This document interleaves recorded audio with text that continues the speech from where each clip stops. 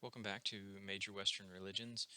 In today's lecture, we're going to be talking about the history of Christianity, and we're also going to mix in a little bit of theology in there as well as we start from the beginning and then mostly go through the Christianity and how it developed up to the point of the Roman Empire. We're not going to trace it out fully and completely, but we're certainly going to take a look at its beginnings and trace it through through the Roman Empire. So, a quick overview for Christianity again, just to kind of get your wheels started thinking a little bit about Christianity.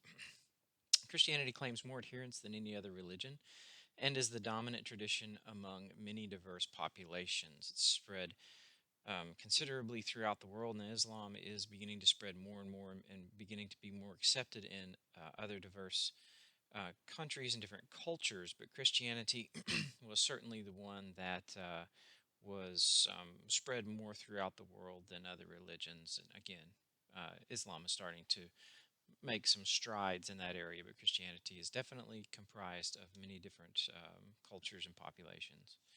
It has 2,000 years of history, which makes it younger than Judaism, Hinduism, and Buddhism, but it is older than Islam. It is complex in terms of its internal development and in terms of its engagement with culture. And what that means is that the Christian faith, as it moves into these different cultures, it tends to take on different appearances as it kind of melds into the culture and into the cultural understanding of the people group that it is that's coming to believe in it. And so it doesn't just go in and revolutionize and make the country European or make it necessarily white. It goes in and it adapts in a way to the culture itself.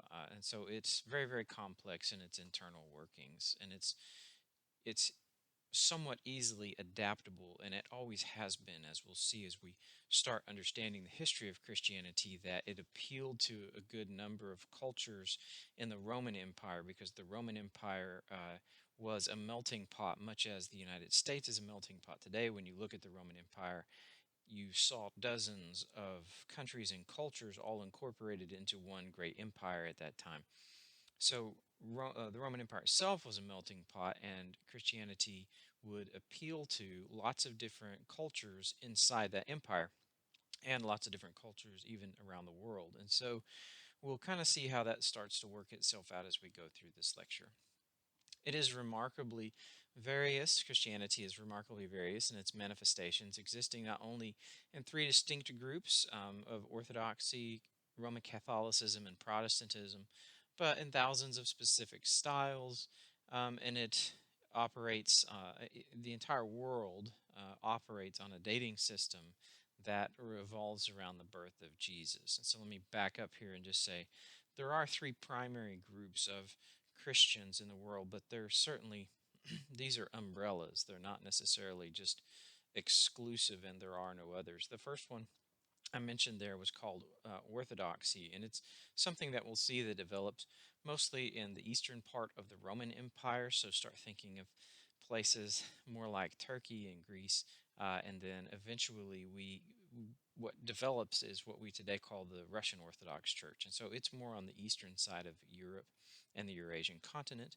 And then Catholicism, which most of us are certainly familiar with, is going to be on the more western side. So think Italy, France, Spain, Germany, those types of things. That's where Catholicism is going to be more influential. So Catholicism on the west, and um, the Orthodoxy on the eastern side. We'll talk more about this as we go through the lecture. And the third one I mentioned was Protestantism. And it develops much later with Martin Luther and the revolution that he brings about. We won't be able to get into that, but one of the videos that you're going to watch does deal with Martin Luther, so I'm going to leave it there and let that video explain some of what he does and the revolution he brings in the Roman Catholic Church. Okay. Yes, the world does split its calendar based on the birth of Jesus. And so if you hear something like 100 AD, the reason that for the AD is the phrase Anno Domini, which means in the year of our Lord. So anything AD is after the birth of Jesus, and anything BC is before Christ. So before Christ and in the year of our Lord, and it's based on Jesus' birth. That's how they split the calendar in half. Now, they made a mistake about when they thought Jesus' birth was. Early scholars did, and in fact, Jesus was born 4 years before he was thought to have been born, and so in that 1 A.D., it really should have been like 4 years before that. It's a little confusing, but just to say that if you hear me saying that Jesus' birth was actually in 4 BC, and then I start talking about dates of Jesus' death, then you can know that there was just a mistake there in that calendar, and now we know that it actually happened 4 years previously. And so, if you hear dates that seem kind of funny, like I talk about his age, he's 33 when he dies, but he died, not in the year 33 AD, instead, in the year 30 AD. There was a mistake in the calendar, and so that's why it accounts for it. But also, in more recent times, in order to try to move away from offending people, the letters after the years have changed. The years remain the same, but the letters after the years change. And so if you hear someone refer to something like BCE, then you know that is before Common Era. Now, that's what we call before Christ. That's what I grew up with, and I'm going to say BC because it's just what I'm so used to saying. I've said it for too many decades to make the flip quickly and easily as I'm thinking about things. So I'll say BC and AD. But BCE is before Common Era, meaning before the common era that we're in now. The era that we're in now is common to everyone, okay? So that's what they're trying to do. So if it was before the birth of Christ, it's called BCE. And then if it's after the birth of Christ and in the era that we're all currently now sharing, then it's called the CE, the Common Era. So you've got before Common Era and Common Era, and that's why those letters are changing, and that's what they mean now. So I'm going to stick with BC and AD just because it's what I'm so used to. All right. Sticking with this overview, as a world religion, Christianity's profile is at once distinct and paradoxical. Christianity has a strong resemblance to other Western religions, such as Judaism and Islam, but it's got distinctive features as well. All three traditions are monotheistic. There's one God. That God is the creator, sustainer, savior, and judge of humanity. All are structurally esoteric or exoteric, meaning that they can be understood by people who are on the outside of them. And so Christianity is a religion that is pretty easily accessible as far as its understandability by someone who is not a Christian, right? And that's true of these three different religions that we're studying here: Islam, Judaism, and Christianity. Christianity's claim that Jesus is divine does fundamentally alter the tradition. It sets it apart from Judaism and Islam. Now, what do we mean when we say that it's fundamentally changes it? If something is fundamental, it's foundational. And a foundation is something that a building is set upon. And if the foundation's good, then the building stands. It can be a strong building. If the foundation is weak or cracked or whatever, then it's not going to be a strong and sound building. So what we see here is that Christianity is set on the foundation of the fact that Jesus claimed to be God. And since Jesus claimed to be God, we have two options here. Either Jesus was God or he was not God. The Christians say he was in fact God. And built on that foundation, the rest of the Christian faith takes shape. And if Jesus is in fact not God, as we'll see, then all of the rest of this is false because the foundation is cracked, right? So fundamentally, that is one of the most important and probably the most important and fundamental and most basic distinctions that separates Judaism from Islam, that separates Christianity from Judaism and Islam. Okay.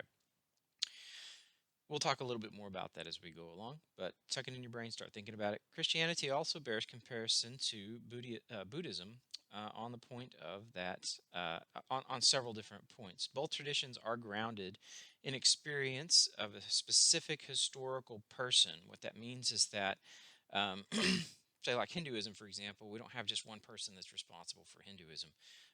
But within Buddhism, there is one person who really is responsible for starting that particular movement. And in Christianity, it really is centered on the life of Christ, and Buddhism is centered on the life of the Buddha. And a Buddhist tries to organize themselves, think like, and begin to try to organize their lives and think like the Buddha, in fact, lived and thought. And so, in a way, those are the same, but in a different way.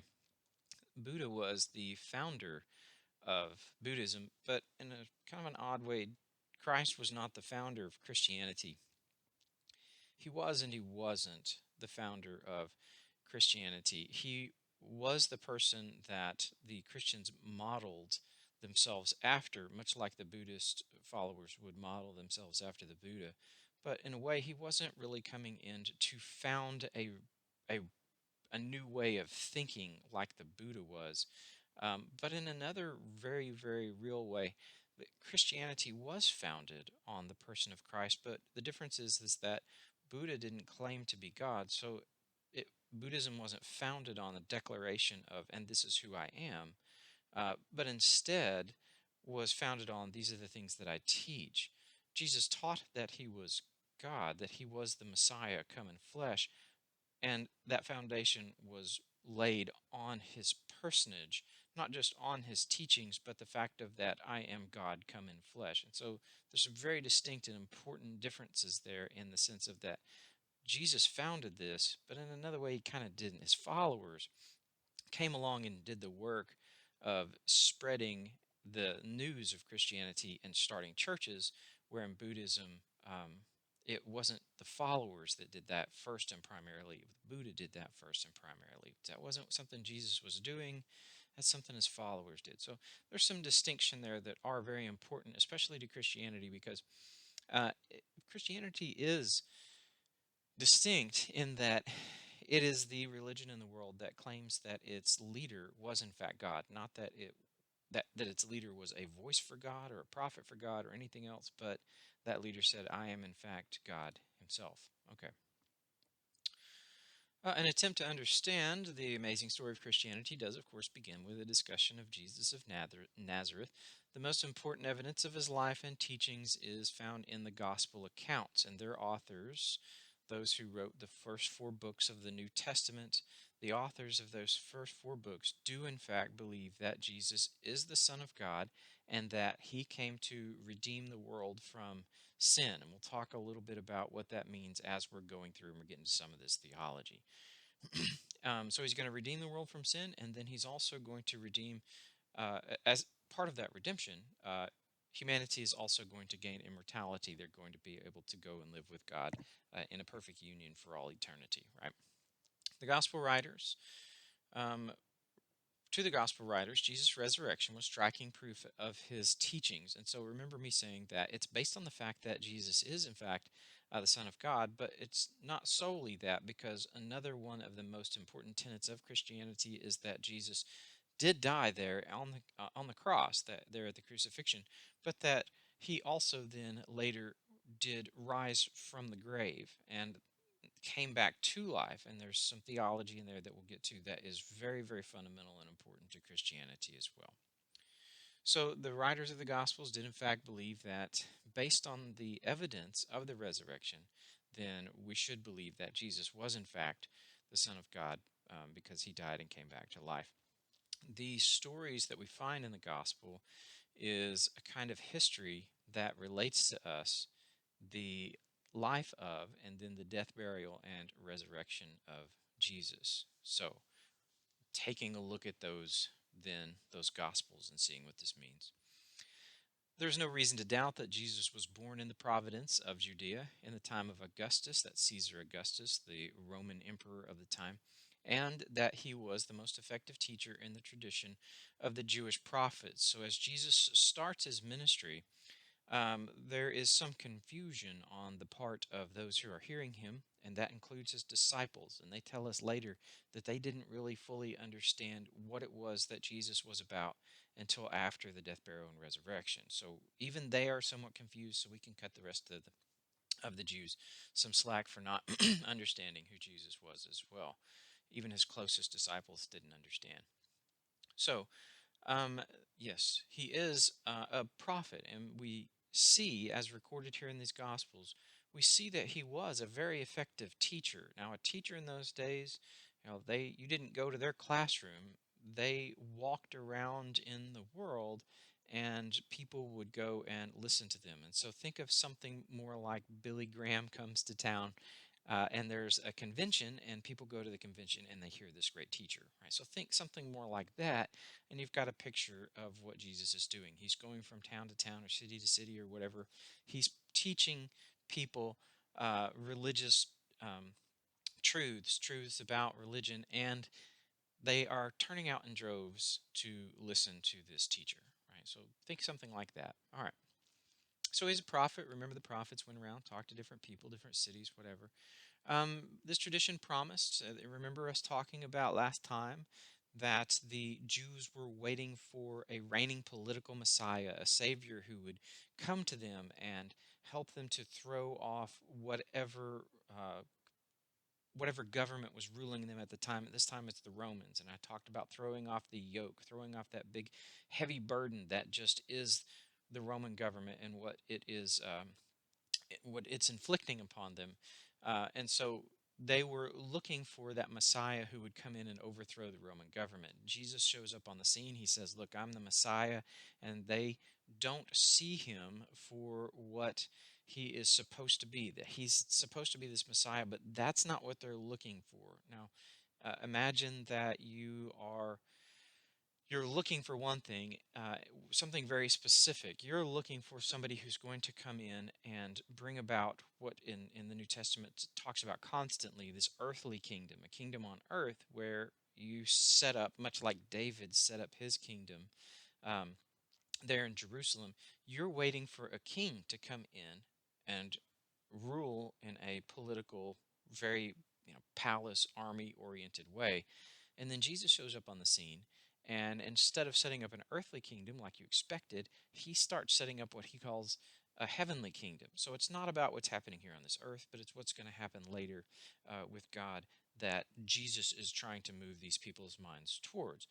If you're looking for one kind of Messiah and another type of Messiah shows up, it's hard to see the Messiah if that's not what you were expecting. So if you were sitting there waiting to, like in a restaurant, for somebody who contacted you and you've never met them before, and for some reason you were expecting, you know, a guy who was 6'4" and weighed 400 pounds, and had a big, gruff voice. That's what you're expecting for whatever reason, right? This is what you're expecting, and then in walks, a 110-pound girl who doesn't have a big, gruff voice, and she's 5'2". It's going to be hard for you to simply say, well, this is the person I've been talking to. I thought that this person was going to be like this, and then in fact they turn out to be like this. And so the Jews were expecting one thing. That's not what they got. As Jesus is walking in and saying, yes, I'm this Messiah that you've been expecting. And they're all looking at him going, that's not what we expected at all, right? So that's kind of why the Jews are so confused at this point. Okay. All right, so Jesus comes in, he starts teaching his followers. He taught them to be faithful, and he taught them to abandon the world of sin and to obey the moral code, especially the code that is found in what is called the Sermon on the Mount. And so, if you're familiar at all, that particular passage is found in the book of Matthew, the Gospel of Matthew. You can go and take a look at it. It is really a brilliantly outlined sermon on morality, and it emphasizes, for example, love, charity, and humility. Like, blessed are the meek, right? This is where all this comes from. Blessed are the humble. Blessed are the poor. All these different things are coming from this particular Sermon on the Mount. So go take a look at it if you're interested.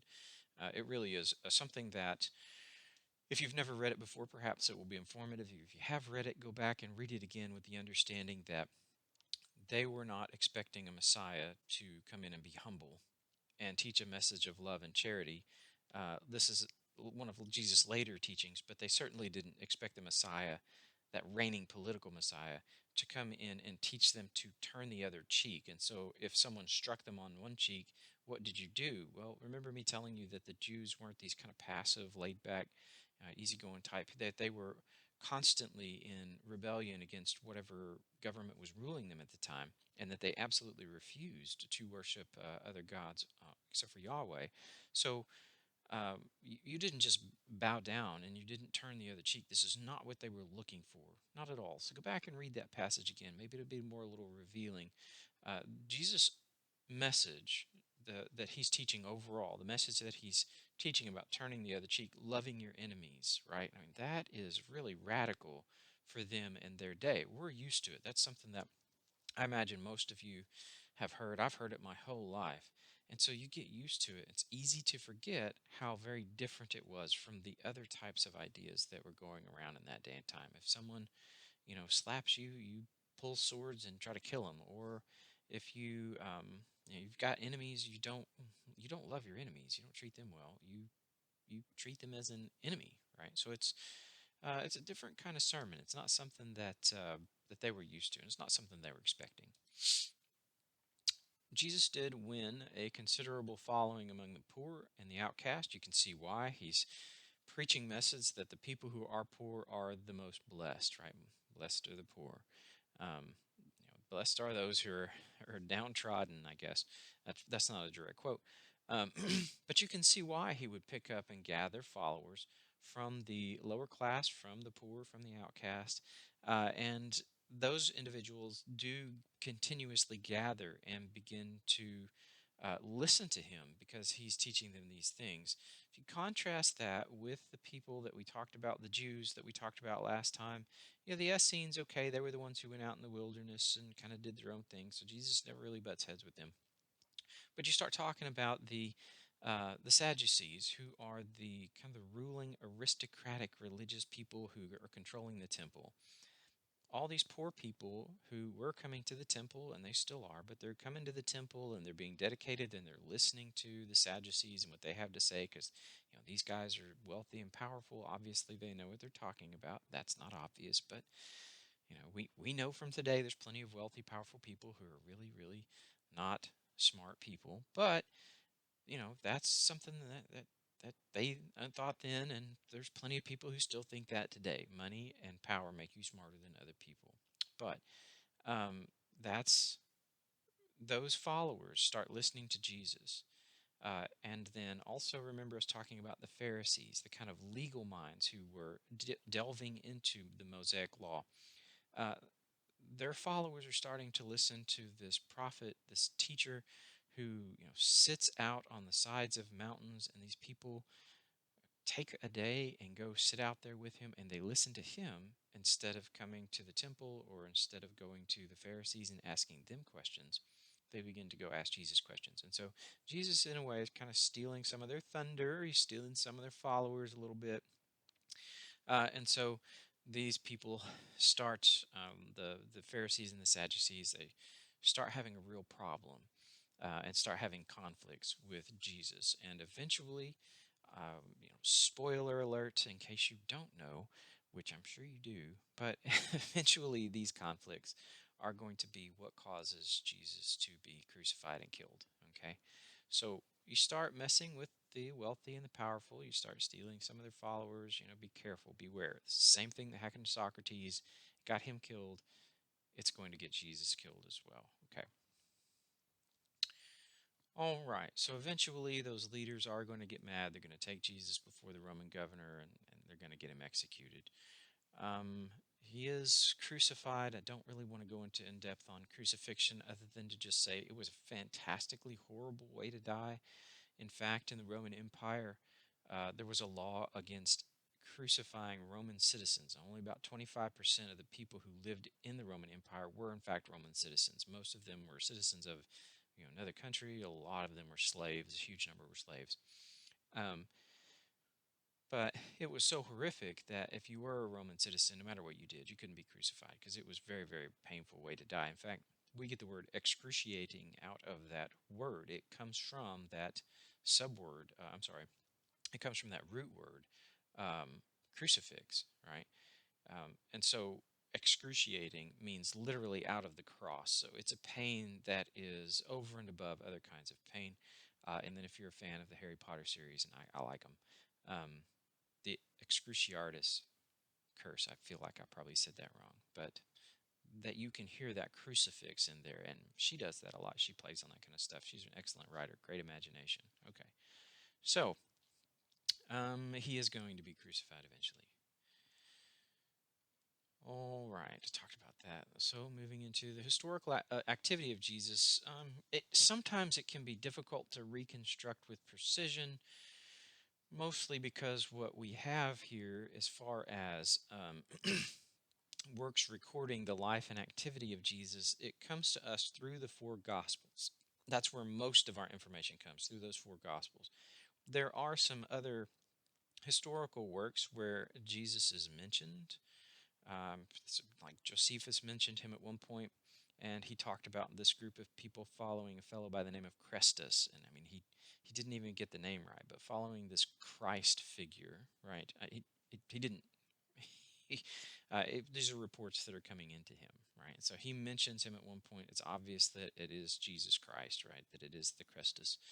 Um, but the life that we put together comes to us through these four Gospels, and those four Gospels are coming to us from a narrative of obviously believers, which take that as you wish, but we look at it as we look at it. Keep in mind that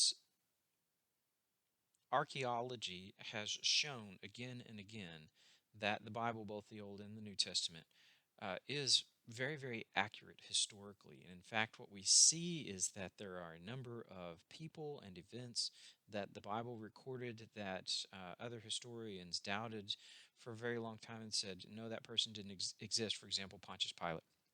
There was nothing on record that just showed that Pontius Pilate existed. He existed there in the New Testament as the Roman authority that Jesus was taken to for his trial before his execution. But historians said we have no other evidence for this person, and so they thought that it was something that the gospel writers had made up. Until I can't remember the year, 100 years ago, somewhere in there, archaeologists dug up uh, the top piece of, I think, like a door mantle, where you've got a monument that would stand, and there would be two pillars here, and then across the top there would be a top piece, and you might put somebody's name on there to honor them. And what they found was a title of something like, you know, uh, Pontius Pilate, prefect of Judah, or something like that. So, and I can't remember the exact words, but for the first time ever, we had evidence outside of the New Testament of the fact of that Pontius Pilate was a real person. And so there is a number of those different things, both in the Old and New Testament, where, you know, the Bible said this and that never happened, or they never existed. And then, as it turns out, we get evidence later. So historically, for a time, as I said, people were turning away from the Bible as being historically accurate, but that concept is being changed rapidly, and more scholars are turning to it, saying this is really historically accurate. So kind of keep that in mind as you're hearing this. Yes, it's coming from the minds of those who are believers in the Christian faith, but that doesn't mean that it's necessarily wrong, right? So just kind of keep that in mind. All right, yeah. Remember that I was talking about be open-minded. Don't think of them as alien or foreign or dangerous, but instead just try to understand what's happening here, and let's see how this goes. Okay. So those four Gospels, written by Matthew, Mark, Luke, and John.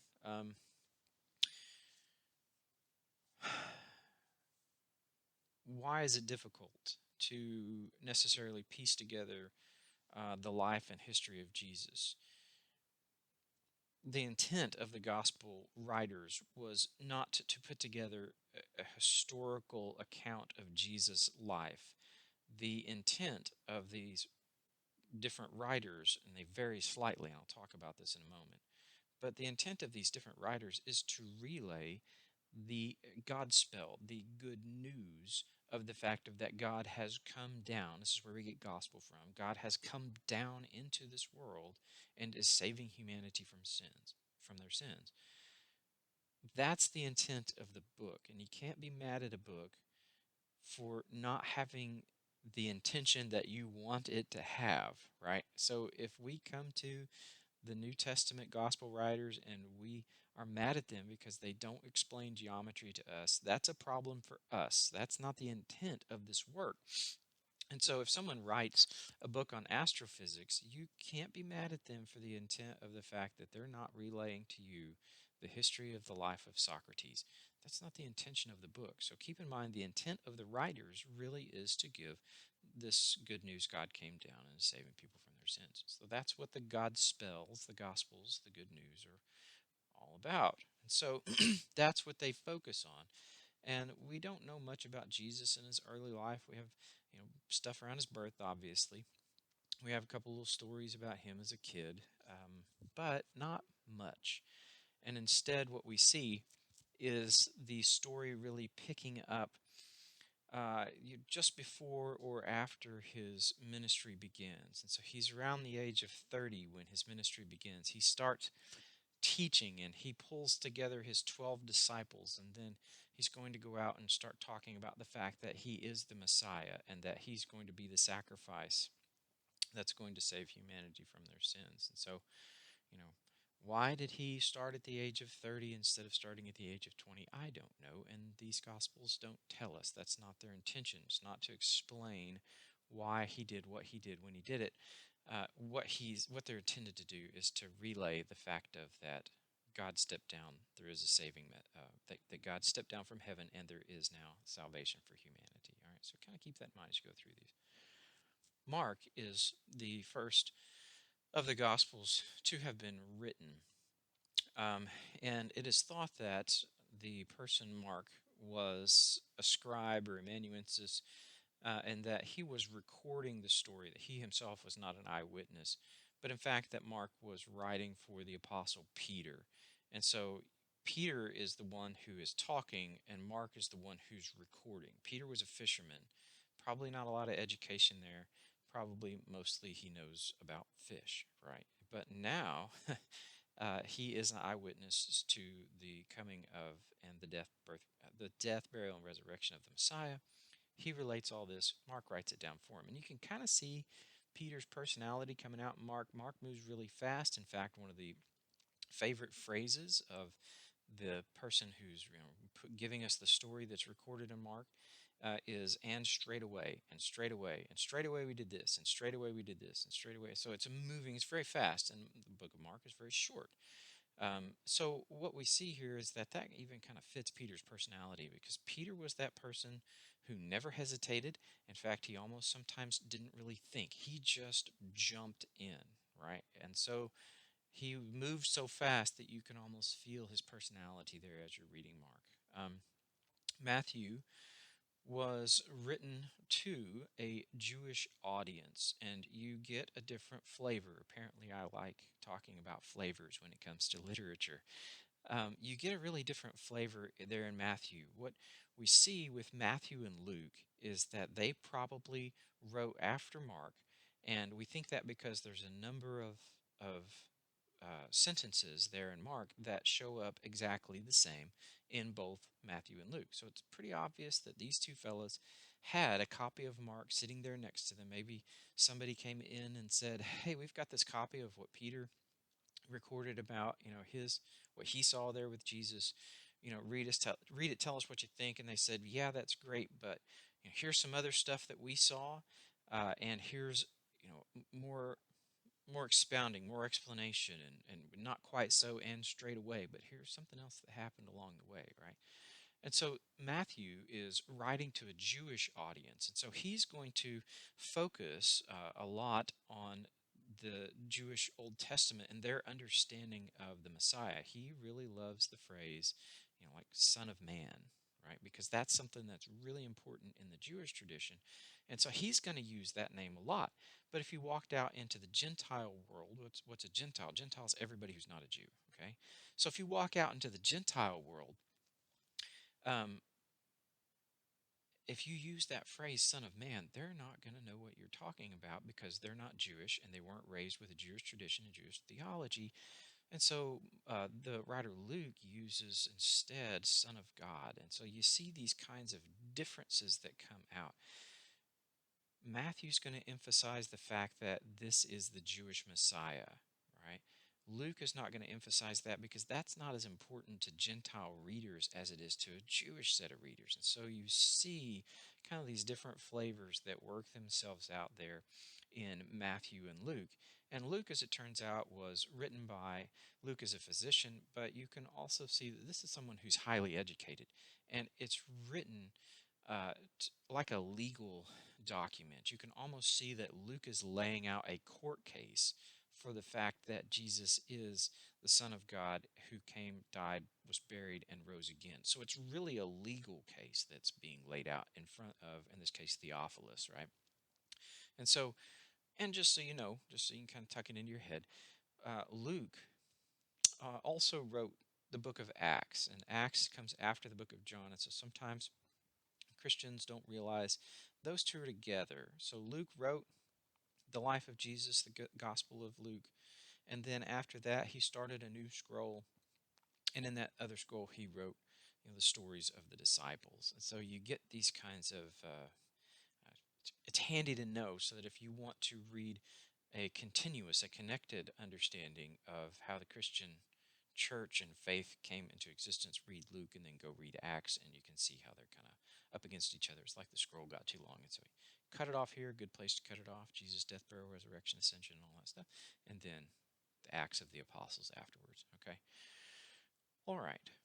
So you have those kinds of different flavors there in those first three Gospels. Luke and Matthew are much longer, but they include a lot of what Mark says, but then they expound on other stuff. They give us more and more and more information than obviously Mark does.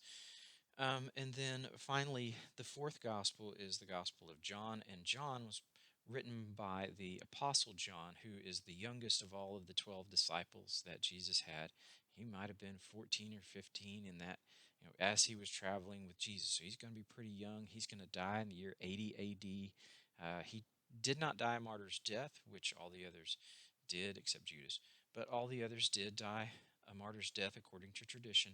But John died in exile on the island of Patmos. So he's on an island, and it's a prison, basically. That's where he has to stay. He dies around 80 years old, or I can't remember. He died in 80 AD, but he would have been, I'm not certain exactly how old. So John, the Gospel of John, gives us not so much the story of Jesus' life and death and burial and resurrection, but instead it focuses on giving us Jesus' teachings, like his parables, and then his sayings. And so what we have here in the book of John is quite different than the other of the four Gospels. It's almost like John sat down, read the other three Gospels, and then looked at this one and said, and then he himself said, "Oh yeah, I remember, and I remember," and so he added some of these stories and some of these sayings of Jesus as well. That's kind of the flavors of those four Gospels, but most of our information about Jesus and his life and ministry comes to us through those four Gospels. Okay. All right. So, despite the difficulties of trying to put together some of the historical stuff of Jesus' life, we really have a pretty good understanding of a lot of what happened in his life and kind of how it went, at least those last 3 years of his life anyway. We see him proclaiming the rule of God, and we see him proclaiming a call to repentance. This is just like the other prophets that we see in the Old Testament. Remember us saying, if you follow God's law, then you'll be blessed, and if you don't, you'll be cursed. And he's calling people to repent. Hey, you're not following God's law. Come follow God's law, and you'll be blessed. And in this case, even you'll be saved. Okay. Although the designations Son of Man and Christ, the word Christ, just so you know, in Hebrew means Messiah, they're problematic in his lifetime, but he is someone who is coming in here and trying to get the Jews to see and understand exactly what he is, and he's using the kind of symbolism that they are used to. So this idea of a Son of Man, what the heck is that, right? The Jews are going to know, but maybe others don't. So in the Old Testament book Daniel, chapter 7, verse 13, I think it's 11 or 13, there is Daniel's having a vision, And in the vision, he sees someone who is seated on a throne descending through some clouds. And he said that he looked on him and he saw that he was someone who was like the Son of Man, like a Son of Man. And so the idea here is that it's not a Son of Man. It is this idea of this this being is part of the glory and understanding of God, and it's going to be part of the Messiah legacy. And so when we start talking about Son of Man, really what we mean is the one who's going to come and save, the one who's going to come from God to save not just the Jews, but all of humans. And so Jesus liked to call himself Son of Man because they would have understood he's saying that he is this Messiah who is come to free his people, right? So that's a particular phrase that he likes. And we see that eventually there in his final trial and in his final testimony, he uses this again. Now, Jesus was, remember that at one point they did try to stone Jesus for blasphemy, and blasphemy is just claiming that you're God, right? So we know that he's claiming to be God because they're trying to kill him for it. You usually don't try to kill somebody for something unless it's obvious, it's known. This is what he's saying, right? But we see him there in his trial uh, make three claims, and this is kind of for people who say Jesus never claimed to be God. He really did, but you have to understand a little bit about Jewish culture in order to fully understand that that's what he was doing. So there he is at his trial. They ask him repeatedly, are you God? Are you, the Son of Man? Are you come from God?" And he doesn't say anything until, or I'm sorry, they accused him of a lot of different stuff, and he remained silent. And finally, when they asked him, if he claimed to be God, then finally he spoke. He spoke and he said, "I am, and you'll see the Son of Man seated at the right hand of power and coming in glory." Now, he made three claims there that he was, in fact, God. First of all, he said, "Ego I me," which is translated, "I am." And you don't need the ego on I me. You can just say I me, and that's I am. But when you put the ego on ego I me, that's Greek.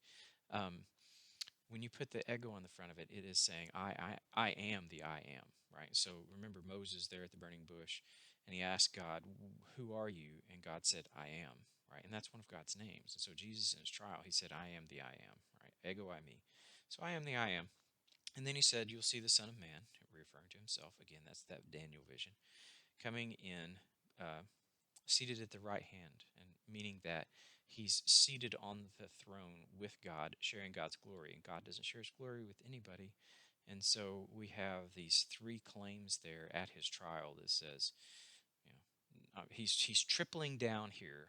They're asking him, "Do you claim that you're God?" And he triples down and says, "Yep, three times." Right? And we know that the Jews understood him because the person who was doing the trial bent down, took the hem of his robe, and tore it. And when you do that, basically, it's like saying the sentence has been brought in. There's no more reason for evidence. They tear the robe, and it can't be undone any more than the robe being torn could be undone. Now, you could come in and mend the robe, but that's not the same thing as putting all the fibers back together and it never having been done. So this can't be undone. Tear. He's guilty, so they take him out. The punishment for blasphemy is death, and so they're going to move from there to the crucifixion. Obviously, there's a lot more that's going to happen. But that's Christ's claims about being the Son of Man, being God himself. All right, so obviously at this point, Jesus is going to be taken out. This is where we see him being beaten, and then he gets, he has to carry his cross up the hill. Probably just the cross piece, not the post itself. Probably just the one, big long beam that goes across probably the top. But that's what he has to drag up that hill after having been beaten severely. I don't want to go into what the cat o' nine tails, all that does, but it's pretty gruesome. A lot of times you could see people's internal organs through their back because it just ripped the flesh off of them. He would have been bleeding profusely, which if you've ever lost a lot of blood, it makes you really weak. And so all these different things are taking place. He's going to get up there on the hill where they crucify people. He's going to die. And then they put him in the tomb. Don't want to go into all the different arguments about what happens and all that stuff. There's some really good arguments about the death, burial, and resurrection of Jesus. But if you're interested in that, let me know. I can get you some sources that let you read up on it. But just for now, they put him on that cross. He dies, and then within 3 days, that third day after having been killed, then he is he's come back to life, right? So um, this idea of Jesus' resurrection, I went through that part really fast. I assume most of you have a concept of somehow some of that. If you don't, you want to know, let me know, right? But after that, after his resurrection, the idea of his resurrection is fundamental. Why is it so fundamental to the Christian faith? Just what in the world does the resurrection actually mean for Christianity? So,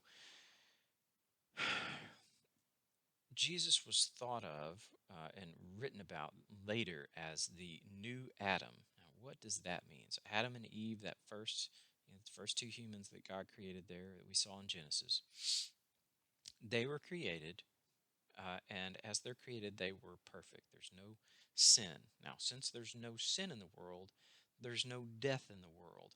And that doesn't mean just that humans don't die. Nothing in the world dies.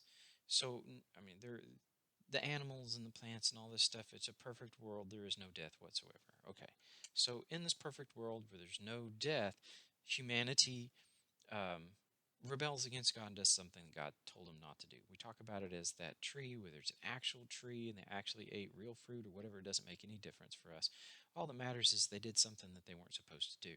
And then sin came into the world, which means that death also entered the world. So God set this world up as a perfect creation, but then imperfection came into it, and so death also entered into it. And there's lots of different reasons and arguments and all this kind of stuff, but this is the basic theology of what Christianity believes.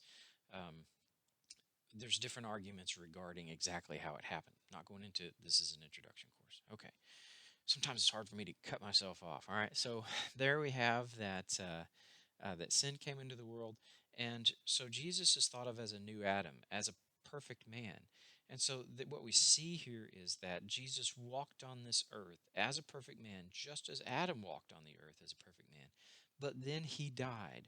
The trouble is that death had no right to claim Jesus because Jesus had never sinned. And since Jesus was perfect, death doesn't have, in the phrase that Christians use, that doesn't have a hold on him. It can't hold him in the grave because it had no right to him. If Adam and Eve had never sinned, death would never have had a right to them and could never have claimed them and kept them, right? So that's the idea here.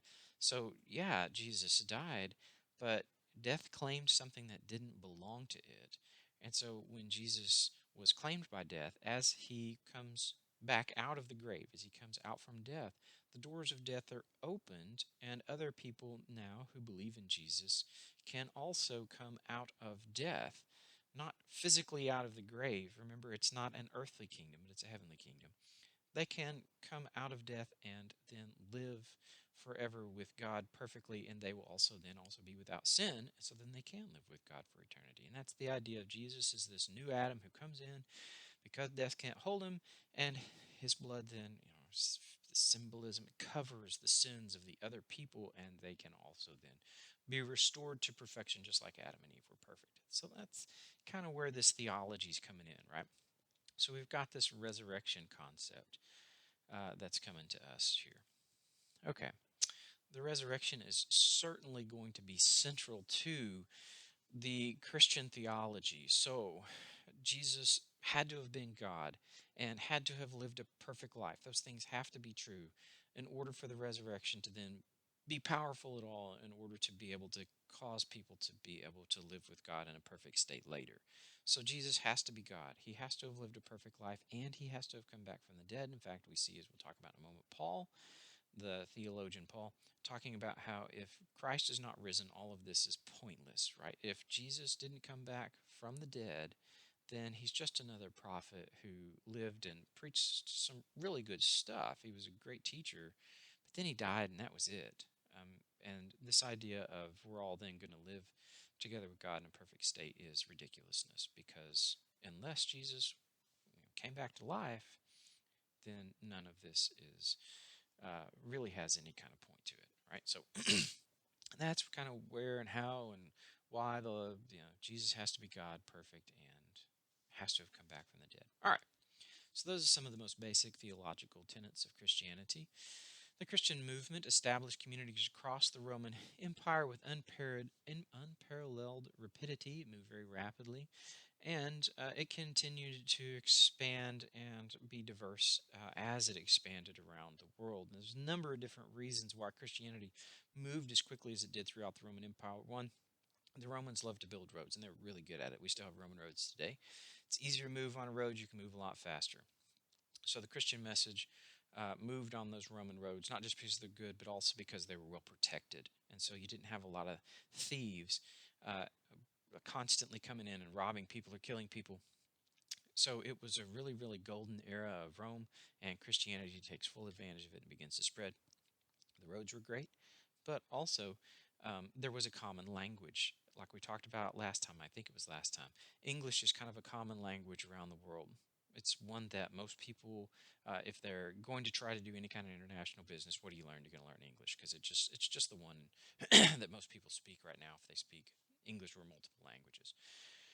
In that day and time, it was Greek, and so there's most people were speaking Greek.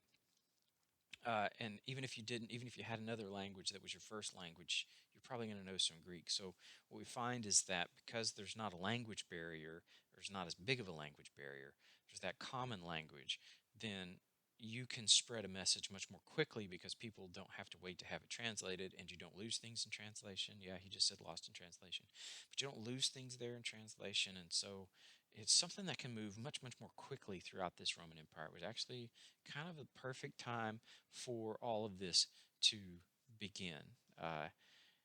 Yeah, so it spreads very, very quickly throughout the Roman Empire, which the Roman Empire at this point was going to be vast. I mean, it's going to be at one of its highest, most powerful points in history. So it's going to spread quickly throughout that.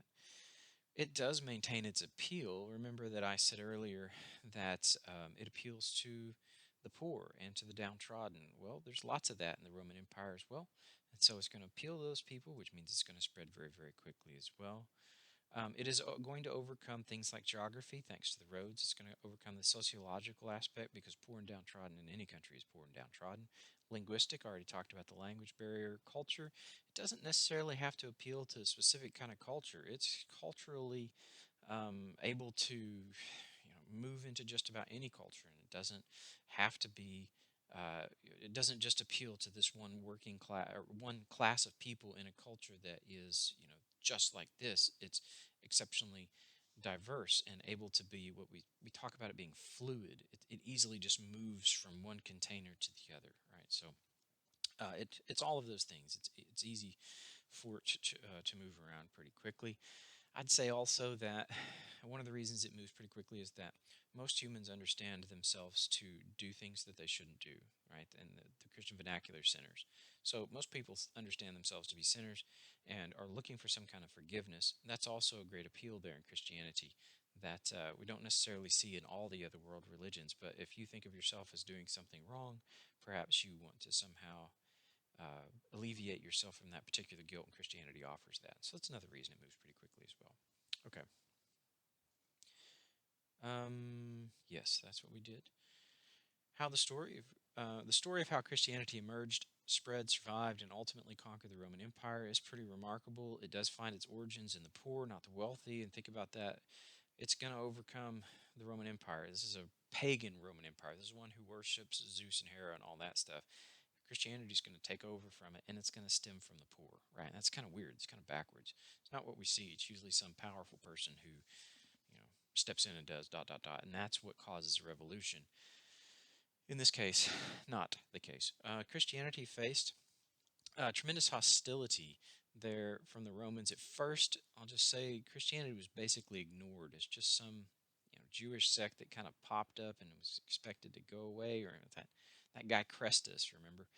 Yeah, it didn't get much attention, but as it begins to spread throughout the Roman Empire and more people begin to follow it, it begins to take followers away from the pagan religions. And just like the Jewish leaders didn't like it when their followers started following a different way of thinking, a different religious path, Neither did these pagan priests, and they had a lot of power at that time. We don't necessarily think of, I don't, at least, didn't always think of the pagan priests and the pagan temples as having lots of money and lots of power, but they did. They had a lot of money and they had a lot of power, right? And so they start losing that as these different people start going over here. And so what do?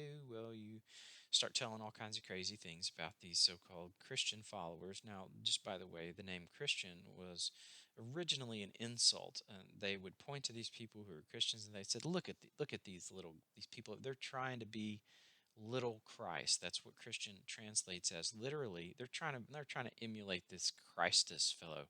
Yeah, they're just trying to be little Christ, right? So if you've ever seen somebody who just wanted to be a little Britney Spears or something like that, right?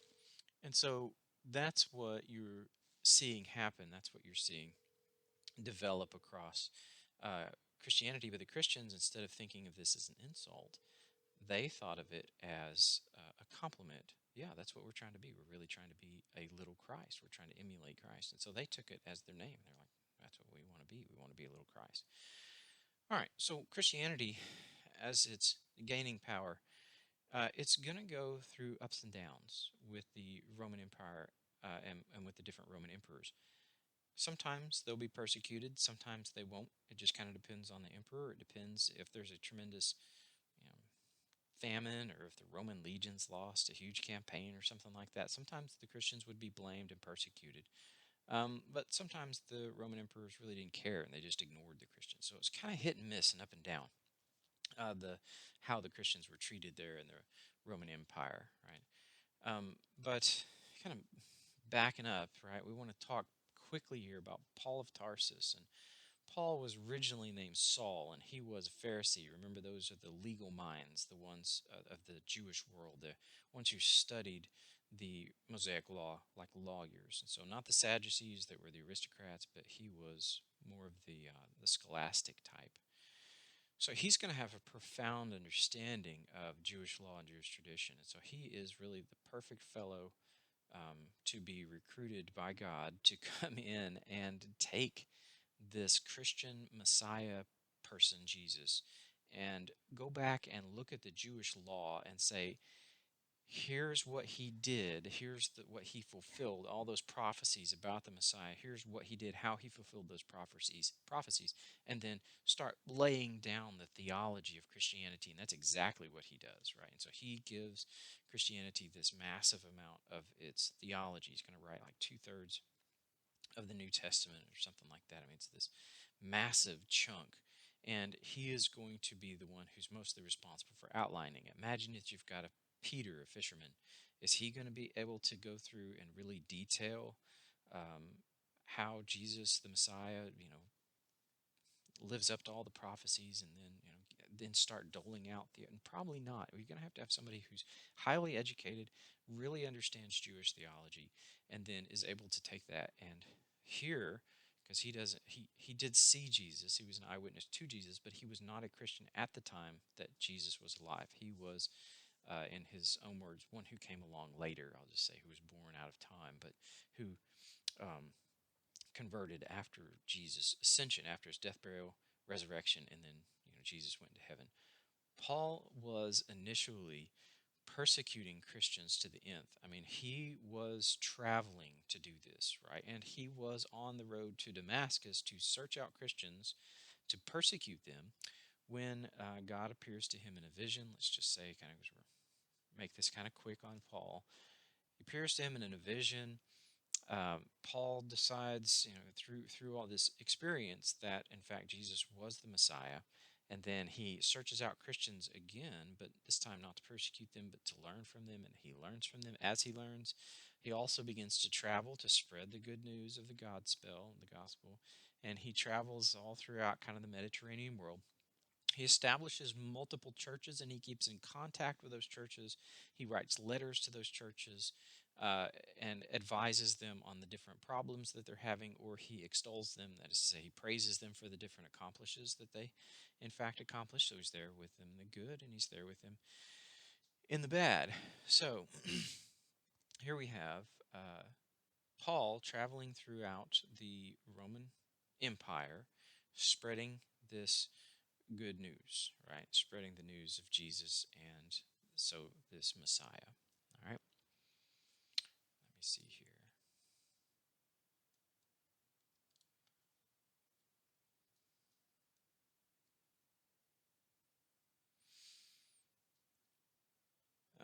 Yeah, so as the the Christians are spreading throughout the Roman Empire,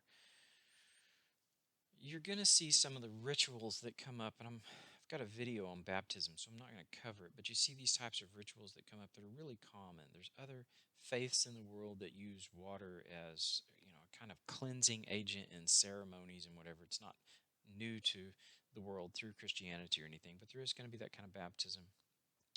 There's also going to be the Lord's Supper. I've got a video on that, I think, too. So I'm going to leave that and just let you think about the different rituals that are going to develop as Christians establish churches. So remember, I said that Paul goes throughout the Mediterranean world, that Roman Empire in the Mediterranean. He's teaching the good news. And so say, for example, he's traveling and he goes to Ephesus, the city of Ephesus. He meets some people, he tells them about the gospel, they become believers, he stays in contact with them. And so this is where we get the letters, the epistles, that just means letters, the letters that Paul writes. And he's writing to, in this case, the letter Ephesians. We just call it Ephesians, but it's the letter to the Ephesians, the letter to the believers in the, we say church, but there really wasn't a building at this point. It was just a group of people who would meet together at Sweet Bay Coffee Company and have coffee. And it's obviously not the same, but it's like that, right? They're going to meet there at somebody's house or something, and they're going to they're going to worship and talk together about this good news that God has come into the world and saved man. So Paul's going to stay in contact with them, and he's going to write to them theology, and he's going to also write to them about different struggles that they have. And so these were those letters that come into play after the Gospels and after the book of Acts. There in the New Testament, you see Romans through Philemon. All of those books are written by Paul. They're just letters to churches. So in the book of Romans, for example, you see Paul writing there to the believers at Rome, and he writes to them a lot of theology. That's kind of where and what they need at that time. And then, say, for example, the books, 1st and 2nd Corinthians, they're written to the church, to the people, the believers in the city of Corinth. And you know what he focuses on there is sin, mostly. And there's a good reason for that, because that church was struggling with a lot of different types of sin, which that's kind of what you would expect from Corinth, because Corinth is understood to be kind of the Vegas of the day. So if you called someone a Corinthian girl, you were basically calling them like a Vegas showgirl or something like that, because Corinth was a port city, so there was lots of sailors coming in and out, and there was lots of different diversity and cultures there. They struggled a lot with different sin issues, and so that's why Paul writes what he writes to them, right? Philippians is a friendly letter because apparently he had a really good relationship with them and he was very happy and proud of them and they were doing great. So Philippians has a different flavor. He likes the word flavor. So you see those things there in Paul's letters, but he organizes all these different churches throughout the Mediterranean, and they grow and begin getting more and more people in, and then the Roman emperors start to pay more attention. And then we have the ups and the downs there in Christianity, the ups and downs of persecution. But what I wanted to get to kind of quickly here was that, Paul and the apostles, eventually they're all going to die. They're not going to be there anymore. And so you elect other people, new people who are going to be in charge. And so um, you find somebody who is perhaps well educated, has studied thoroughly the letters of Paul, because the letters of Paul didn't just stay in Rome.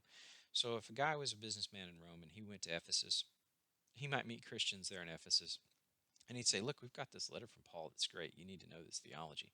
He'd have a copy of that letter made. He'd give it to the Ephesians, the people in Ephesus, and they would say, hey, we've got a letter from Paul. Here, take this back with you, and you guys can study it too. Right? So the letters of Paul get spread around the different churches. And you go to Corinth, and now you've got two letters, one from Ephesus and one from Rome, and you give those two to Corinth, and the Corinthians say, look, we've got, in this case, probably it was 4 letters, but we only have 2 of them still existing today. And so they give them the letters from Paul that they've got as well. So you've got all this stuff in Paul's letters, they're making the rounds. And all these different churches and communities begin to form. Somebody needs to be in charge and lead the church. So they would pick somebody, we call them bishops or, lead pastor, whatever you want to call them. But they pick somebody just like we do today to lead our churches, and they pick someone to lead their churches as well. So the different leaders of those churches would communicate back and forth with other leaders of the churches. So if I'm the leader of the church in Rome and you're the leader of the church in Ephesus, we're going to talk to each other through letters, through correspondence. Hey, I've got this issue, or hey, what about this particular point of theology? What did this mean? What did this mean? Right? So those things start to happen, right? But it is still a crime to be a Christian in that world, and in fact, it's going to be a crime for quite some time. And so, kind of jumping a little bit here towards the end. Yeah. All right. There were several emperors who were particularly nasty, and I just want to mention one. It was Diocletian, and he was reigning as emperor still in like 303 AD. So you're talking 250 plus years after Jesus' death and resurrection. This guy is burning humans as candles at his parties, right? So he'd set Christians on fire to light up his garden parties, right? He was really, really a particularly nasty individual towards the Christians, and for different reasons, and it really doesn't matter. I don't want to get into it, but so 303 AD, Christians are still being thoroughly persecuted, but by 311 AD, an emperor by the name of Galerius comes to the throne, and his wife is a Christian. It's still illegal. It's still very possible that you can be killed for this, but she says, I'm a Christian, and why don't we start tolerating this religion? So he signs an edict of toleration, and suddenly Christians aren't being persecuted, but instead they are. It's not all the rave, but it's not illegal. We're not killing these folks for their beliefs any longer. And that was in 311. Now, by 324 AD, uh,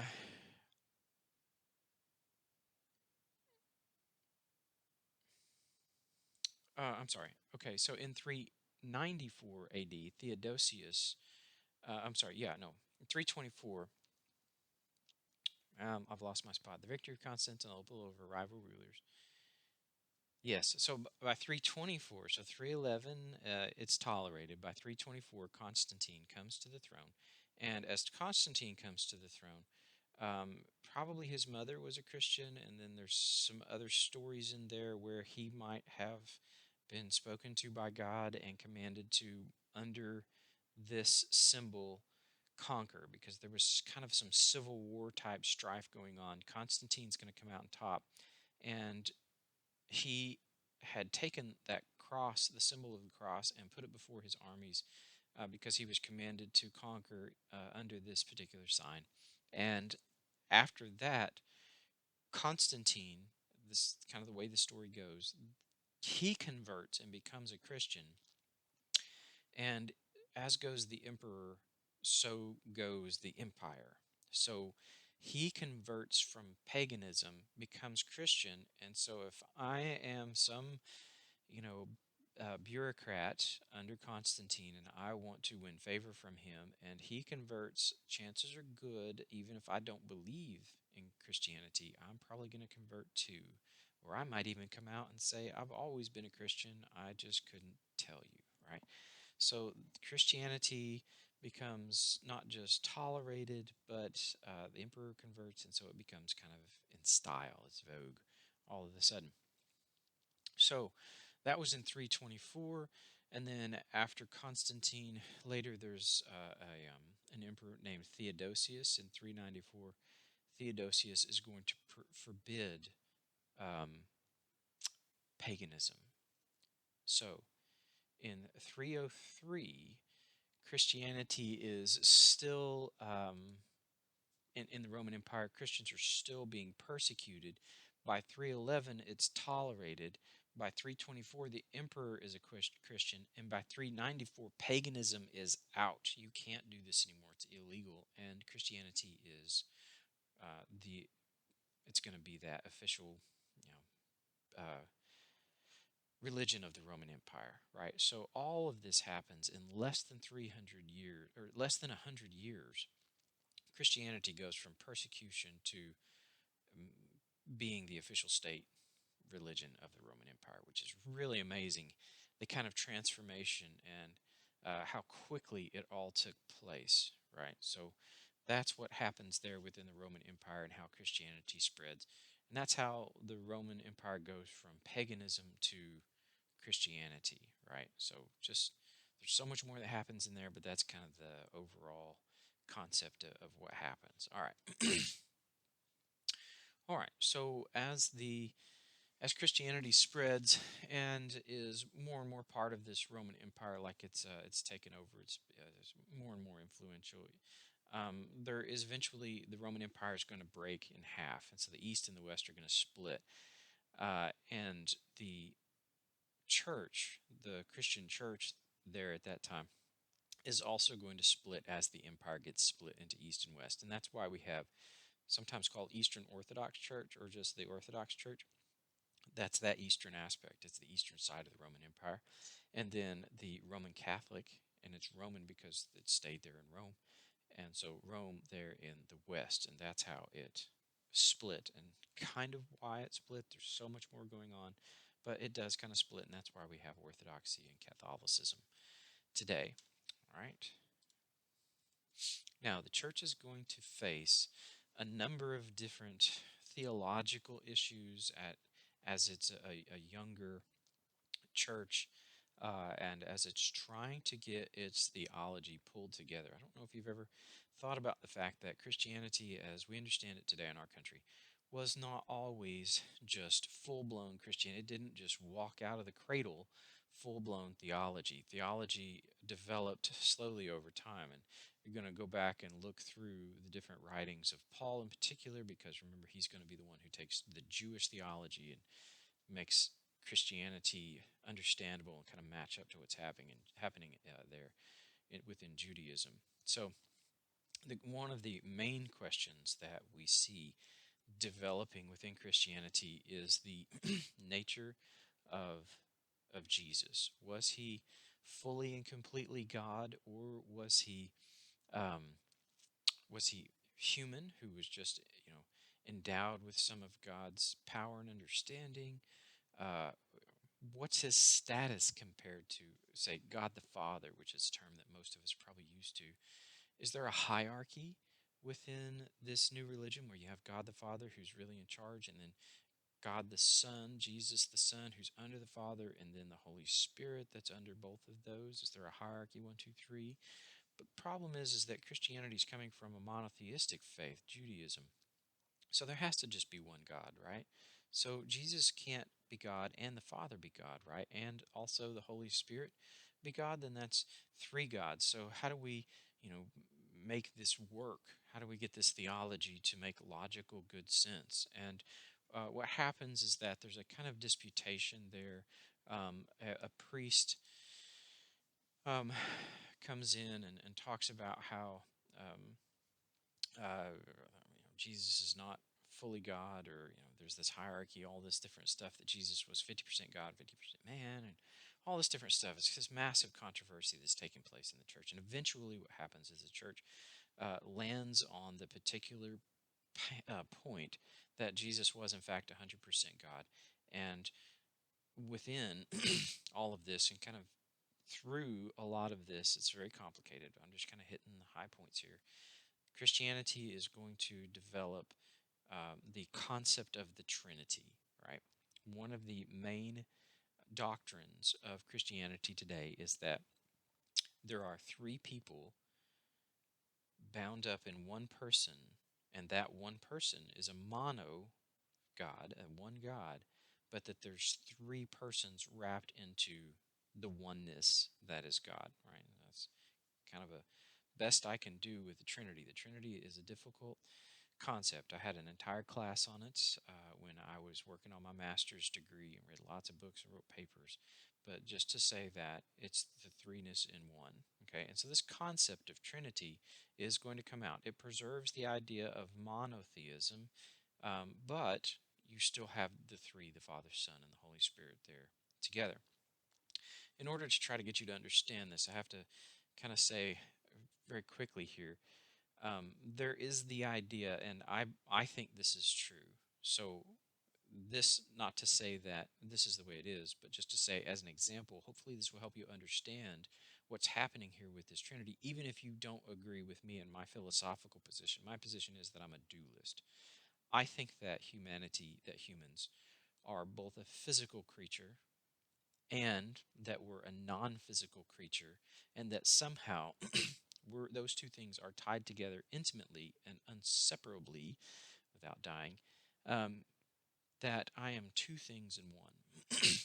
So I have my physical body, and then I am also what's called um, self-awareness. I am that I-ness that is inside of me, and I have always been me. I have always been an I, and I've never been anybody else. I've always just been me, and my sense of me, my sense of I, is something that I don't think is physical.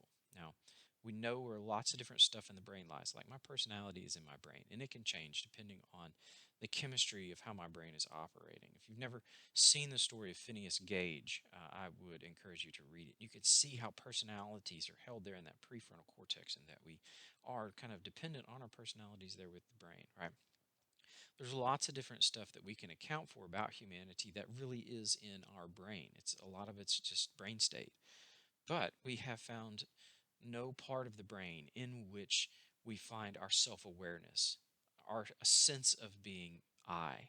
That's not located in our brain as far as we know. We haven't been able to locate that section. Hey, my self-awareness just lies right over here in, as Descartes said, he thought it was the pineal gland. Well, it's not there. That's not what the pineal gland does. So if I'm right, we're dualists. So we are both a physical thing and a non-physical thing that is tied together. Okay. Now, whether I'm right or wrong makes no difference. This is a really excellent example of just to say, I am two things in one. I am both of these things. I am both my non-physical and I am my physical. And you can't separate me from those two things. Those two things are intimately tied together, and I am both of them, but I really just am one thing. I'm just me, but I'm the physical me and the non-physical me. Now, remember the dimension story that I told there in that first lecture, and how God might be a 10-dimensional whatever. And so maybe God can do things that we can't even conceive of. So is it possible that God is three things in one all at the same time? Even though we can't really conceive of that fully, maybe that's at least possible. I think it's at least possible. Whether it's true or not, it's something that you can kind of ponder using the dualism example that I've just given you about, I think I'm two things in one, right? So maybe that's not quite so far-fetched. If God is greater than us, perhaps God is something very other than us, and maybe that means God's a Trinity. I don't know. It's at least possible. Something to think about. Okay. All right. So Christianity starts to work out its theology. This happens in fits and spurts as we go down through the centuries. And to this day, it's still happening. As I was studying our theological understanding, not in great ways. I mean, the Trinity is pretty much in place with Christianity. I don't expect that's going to go anyway anytime soon. But there's other issues that Christians wrestle with and fight about, things like the security of the believer. Can you lose your salvation? If you come to salvation, but then you turn away from God, can you lose that salvation? Or is it security of the believer in the sense of that once you're saved, you can't lose it no matter what you do? Which way does that go? And that's an argument Christians have today. And so theology kind of stays alive, like the Jewish theology. They argue about it. And so Christians also argue about whether or not whatever these things, right? So, yes.